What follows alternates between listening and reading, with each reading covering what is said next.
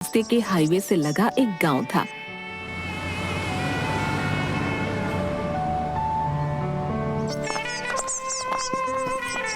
उस गांव में झुमरी अपने मजदूर पति और 10 साल के बच्चे कन्नू के साथ रहती थी।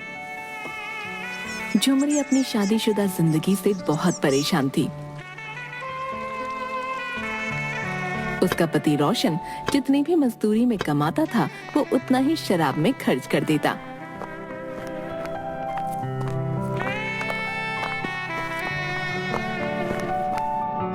एक दिन दोपहर को झुमरी अपनी रसोई में खाना बनाने के लिए कुछ सामान देख रही थी। इस डिब्बे में कुछ नहीं है, अब तो दाल चावल भी नहीं बचा। आज मैं खाने में क्या बनाऊंगी? तभी कन्नू स्कूल से घर लौट आया और अपनी माँ को देखते ही बोला, माँ बड़ी जोर से भूख लगी है, खाने को कुछ दो ना। बेटा मैं अभी कुछ बनाती हूँ, तब तक जाकर हाथ मुंह धोकर आ जा। कन्नू के जाने के बाद झुमरी सर पकड़कर बैठ गई। हे भगवान, अब क्या करूं? मेरा तो भूखे पेट गुजारा हो जाएगा, लेकिन कन्नू को भूखे पेट कैसे रहने दूं? तभी झुमरी ने कुछ सोचकर रात के बचे चावल को बचे हुए मसालों के साथ फ्राई कर दिया और कन्नू के आने पर उसे परोस दिया। ऐसे कब तक चलेगा? मुझे इनसे किराना लाने के लिए बोलना ही पड़ेगा।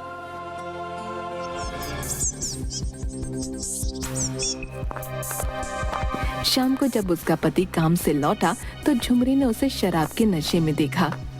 आज फिर आप शराब पीकर आए हैं। सारा पैसा आप शराब में बर्बाद कर देते हैं।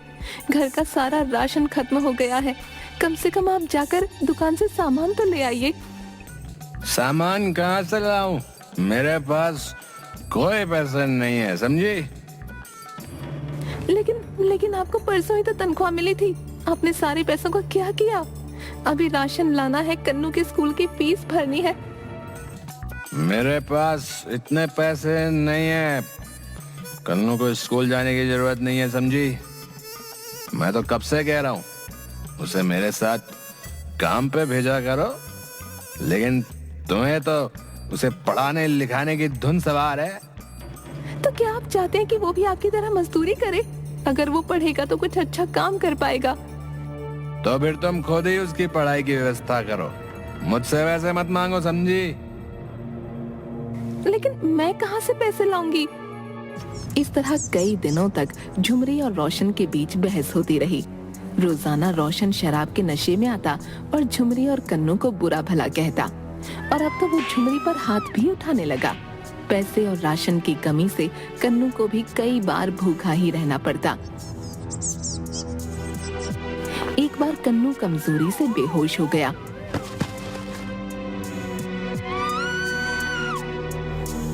उस दिन तंग आकर झुमरी ने घर छोड़ने का फैसला कर लिया और कन्नू के साथ अपनी बहन के घर जाकर कोई मदद लेने की सोची। अपनी बहन रमा के घर पहुंचकर झुमरी ने अपनी आप बीती बताई। मेरी मदद कर दो बहन, मैं कोई भी काम कर लूंगी। बस कन्नू के स्कूल की फीस और 2 वक्त की रोटी, इतना ही चाहिए। झुमरी, तूने उस शराबी का साथ छोड़कर अच्छा किया। तू फिक्र मत कर, तेरे जीजा जी का रेस्टोरेंट है, वो तुम्हें कोई ना कोई काम दे ही देंगे। हाँ झुमरी, तुम कुछ वक्त के लिए यहीं रह सकती हो। मैं तुम्हें रेस्टोरेंट में काम दे दूंगा और उस काम की पगार भी दूंगा, ठीक है? मैं यहाँ रहकर आप पर बोझ नहीं बनना चाहती। अगर रेस्टोरेंट में कोई कमरा हो तो मुझे वहीं रहने की इजाजत दीजिए। बदले में मैं रात में सफाई भी कर दूंगी और वहाँ पहरा भी रहेगा। राहुल झुमरी की बात मान लेता है और दोनों को रेस्टोरेंट के कमरे में रहने की इजाजत दे देता है। झुमरी वहाँ काम करने लगती है।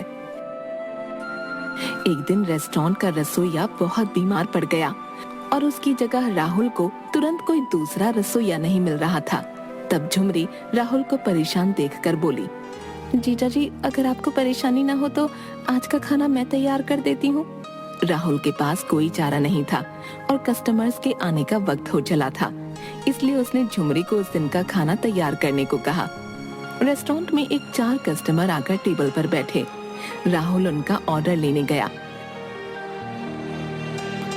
भैया 1 प्लेट कढ़ाई पनीर, 15 रोटियां, तड़के वाली दाल और बाद में फिर 1 प्लेट चावल ले आना, ठीक है? राहुल ऑर्डर लेकर झुमरी को खाना तैयार करने को बोलता है। थोड़ी ही देर में वेटर उन लोगों के सामने खाना लगाता है। खाने का पहला निवाला चखते ही उस आदमी ने कहा, अरे वाह राहुल भाई, आज आपके खाने की बात ही अलग है।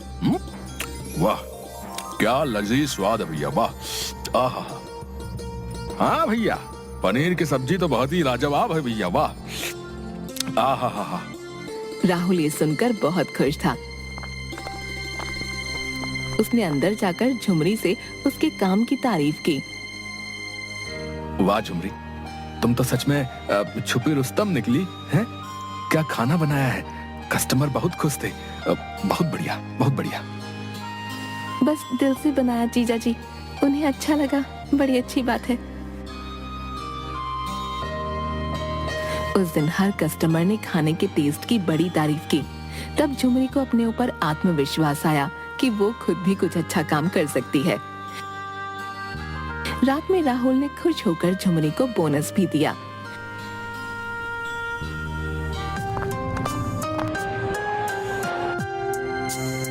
छह महीने में झुमरी ने इतना पैसा जमा कर लिया कि वो खुद एक छोटा सा काम शुरू कर सके। उसने एक दिन राहुल से कहा, जीजा जी, अब मैं अपना खुद का छोटा सा ढाबा खोलना चाहती हूँ।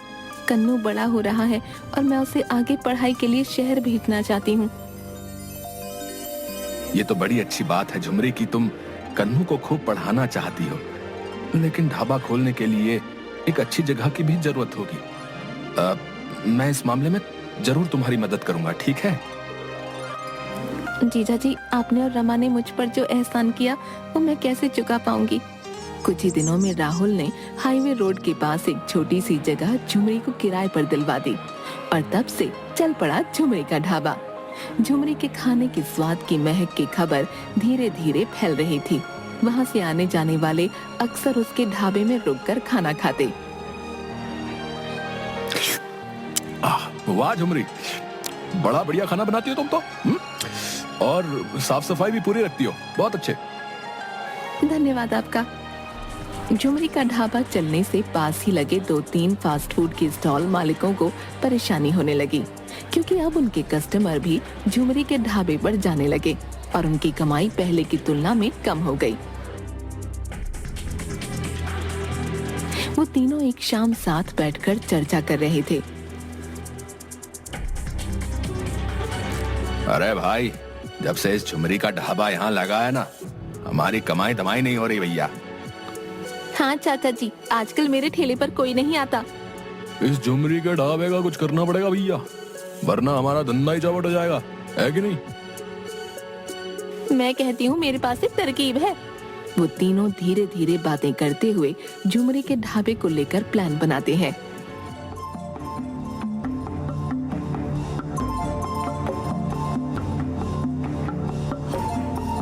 अगले दिन झुमरी सुबह से सफाई करके खाना बनाने की सारी तैयारी करके रखती है।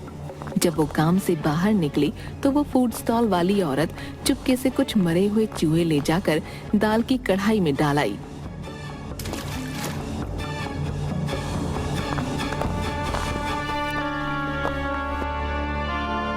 कन्नू ने ये सब खिड़की से देख लिया और सब कुछ जाकर अपनी माँ झुमरी को बता दिया। माँ, वो ठेले वाली आंटी ने मरा हुआ चूहा दाल के पतीले में डाल दिया। क्या सच में? अरे ये किसी को आराम से 2 पैसे कमाते हुए भी नहीं देख सकते। झुमरी चुपचाप उस दाल को बदलकर फिर से नई दाल पकाती है। इस सब से झुमरी सतर्क हो गई थी और उन 3 लोगों को झुमरी के खिलाफ कुछ करने का मौका नहीं मिल रहा था। एक दिन तंग आकर वो औरत बाकी दोनों से कहती है, क्यों ना इस झुमरी का ढाबा ही जला दिया जाए? अरे नहीं नहीं, किसी की जान का नुकसान हुआ तो मैं ऐसा काम नहीं करूंगा बाबा। मुझे तो ये सुझाव अच्छा लगा। झुमरी का ढाबा जड़ से मिट जाएगा और हमारा काम दोबारा अच्छा चलने लगेगा। हाँ। उस रात वो दोनों चुपके से जाकर झुमरी के ढाबे के आसपास मिट्टी का तेल डालने लगे। आज के बाद इस ढाबे का नामो निशान खत्म। उसी वक्त उस औरत से गलती से एक सामान गिर गया और झुमरी की आंख खुल गई। झुमरी उठकर बड़ी सावधानी से खिड़की के पास जाकर देखती है तो सारा माजरा समझ जाती है। इससे पहले कि वो लोग आग लगाते, झुमरी वहां पहुंच गई। उसे देखकर वो दोनों बड़ा घबरा गए। मैं इतने दिनों से आप लोगों की सारी उल्टी सीधी हरकतें बर्दाश्त कर रही थी, लेकिन अब तो आप लोगों ने हद ही पार कर दी। आप यहाँ आग लगाने चले आए और ये भी नहीं सोचा कि मैं और मेरा बेटा यहीं अंदर होंगे। आप लोग अपना उल्लू सीधा करने के लिए किसी की जान लेने पर उतारू हो गए। क्यों राधा, तुम्हारी भी तो मेरे बराबर की बेटी है ना? तुम्हारी बेटी और तुम्हारे साथ कोई ऐसा करे तो? ये सुनकर उस औरत और आदमी ने सर झुका लिया। अगर मेरे ढाबे से आपकी ग्राहकी कम हुई है तो मेरे काम को खराब करने में ध्यान देने के बजाय आप लोगों को अपना काम अच्छा करना चाहिए। किसी के नुकसान में अपना फायदा नहीं देखना चाहिए। आज एक बार फिर मैं आखिरी बार आपको जाने दे रही हूँ, लेकिन अगर आपने कुछ करने की कोशिश की तो मैं पुलिस में शिकायत दर्ज कराऊंगी। झुमरी की बातों से डरकर और शर्मिंदा होकर वो लोग तुरंत वहाँ से निकल गए, लेकिन बदले की आग से तीनों और ज्यादा बिलबिलाने लगे।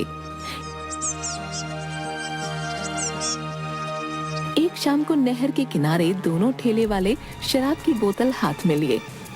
उस झुमरी को आज ऐसा सबक सिखाएंगे कि जिंदगी भर याद रखेगी भाई। उस दिन की बेइज्जती अभी तक मेरे दिमाग में घूम रही है भाई। उसको आज नहीं छोड़ूंगा मैं। शाम के खाने का वक्त था। झुमरी अपने ढाबे पर बैठे ग्राहकों को खाना खिला रही थी। ओह बहन जी, मजा ही आ गया आज तो खाने में। और क्या दाल मखनी बनाई थी आपने? हा 2 दिन तक स्वाद नहीं जाने वाला। ओ सौरभ दी ओ। धन्यवाद सरदार जी, बस आप लोगों का प्यार है जिसकी वजह से आज अपने परिवार को पाल रही हूँ। अच्छा बहन जी, अब मैं चलता हूँ। 12 बजे तक गड्डी हिमाचल के बद्दी में लगानी है। ओ छट्टू ओ चल जल्दी शीशे पे कपड़ा मार। और ट्रक वाला वहाँ से चला जाता है। ओ मैं निकला ओ गड्डी लेके ओ सड़क पे ओ एक मोड़ आया ओथे गड्डी छोड़ आया ओए। उसके कुछ ही देर बाद दोनों ठेले वाले झुमरी के ढाबे पर आ जाते हैं। अरे ओ झुमरिया, बहुत मचक रही थी उस दिन, हैं? आज तेरा हिसाब बराबर करने आया, समझी? उस दिन तुम लोगों को पुलिस के हवाले कर ही देना चाहिए था। तुम लोग सीधे तरीके से बात नहीं मानने वाले। आज तुझे बगल वाली नहर में धकेल कर तेरा किस्सा खत्म कर दूंगा मैं। ढाबे पर खाना खाने वाले सब लोग तमाशा देखने लगे, लेकिन कोई उन शराबियों को रोकने की हिम्मत नहीं कर पा रहा था। दोनों आदमी झुमरी से बदतमीजी करने लगे। तभी ढाबे पर एक ट्रक आकर खड़ा होता है। ओ बेवड़े इधर उधर अकेली औरत पे क्या दौड़ जमाते हो हैं? अबे तू कौन है? निकल यहाँ से बे, नहीं तो हड्डी पसली एक कर दूंगा।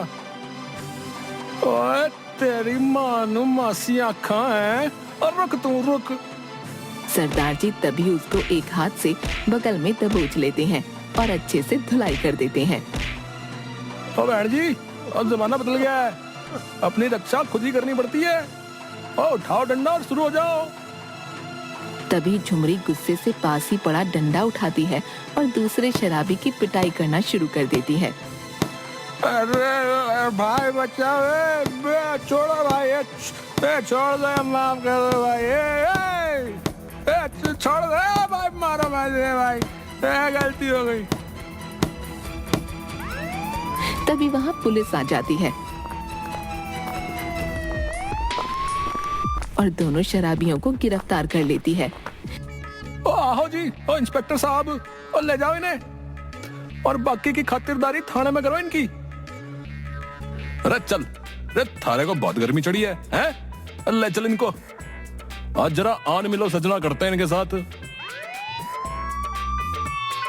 ओ बहन जी, और ये तो अच्छा हुआ कि मैं अपना लठ यहीं भूल गया था और 100 से लेने वापस आ गया, नहीं तो न जाने क्या अनर्थ हो जाता। इसके बाद झुमरी ने अब किराए की जगह खुद की जमीन लेकर अपना ढाबा बना लिया और उसका ढाबा दिन रात तरक्की करने लगा। और झुमरी ने अब कई लोगों को काम पर रखकर उन्हें रोजी रोटी का साधन दिया और अपने बेटे को भी अच्छी शिक्षा के लिए शहर भेज दिया।